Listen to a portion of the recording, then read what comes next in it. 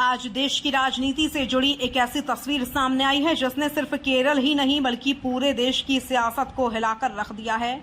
एक तरफ प्रवर्तन निदेशालय यानी ईडी की रेड, दूसरी तरफ सड़क पर उग्र भीड़ और फिर सरकारी एजेंसी की गाड़ियों पर हमला।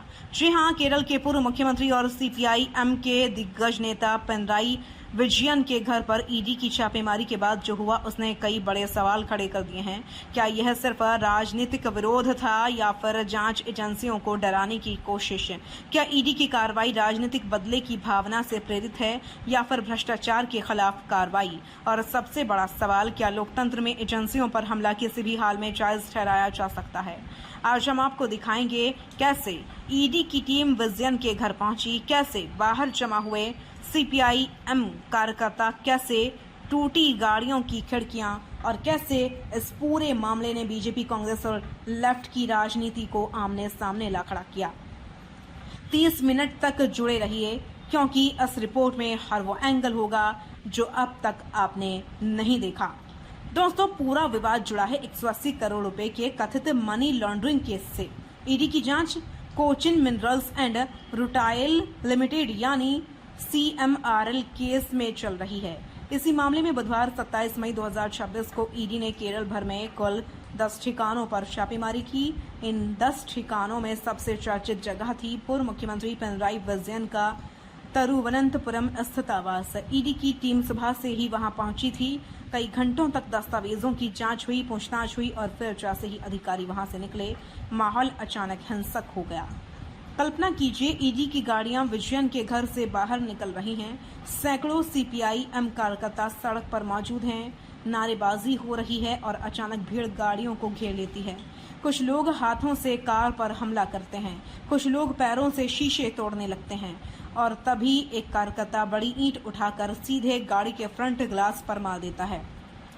कुछ ही सेकंड में सरकारी गाड़ियों के शीशे चकनाचूर हो जाते हैं। हालांकि राहत की बात यह रही कि ईडी अधिकारी सुरक्षित बाहर निकल गए और किसी को भी गंभीर चोट नहीं आई। लेकिन सवाल यह है, अगर केंद्रीय जांच एजेंसी की टीम ही सुरक्षित नहीं है तो फिर कानून व्यवस्था का क्या मतलब रह जाता है?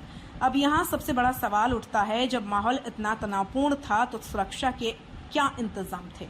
रिपोर्ट्स के मुताबिक भारी पुलिस बल वहां मौजूद था। पुलिस लगातार सीपीआई-एम कार्यकर्ताओं को रोकने की कोशिश कर रही थी, लेकिन भीड़ इतनी उग्र थी कि कुछ कार्यकर्ता पुलिस घेरा तोड़कर सीधे ईडी की गाड़ियों तक पहुंच गए।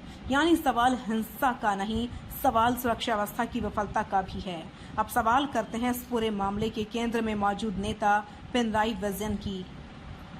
ईडी की कार्रवाई के बाद विजयन ने बेहद आक्रामक बयान दिया। उन्होंने कहा, ईडी लंबे समय से मेरे घर पर छापा मारना चाहती थी। उन्होंने सीधे राहुल गांधी का नाम लेते हुए कहा, कुछ लोगों को, खासकर राहुल गांधी को इससे बहुत खुशी मिलेगी। उन्होंने सवाल उठाया था कि पिनराई विजयन के घर पर रेड क्यों नहीं हो रही। इसके बाद विजयन ने बीजेपी सरकार पर विपक्षी नेताओं को निशाना बनाने का आरोप लगाया। उन्होंने कहा, देश में विपक्षी नेताओं के खिलाफ जानबूझकर कार्रवाई की जा रही है। लेकिन सबसे अहम लाइन क्या थी? उन्होंने कहा, हम इसे अंत नहीं बल्कि शुरुआत मानते हैं। यानी साफ संकेत, सीपीआई-एम अब इस मुद्दे को राजनीतिक लड़ाई के रूप में पेश करेगी। अब कहानी में आता है बड़ा राजनीतिक ट्विस्ट है।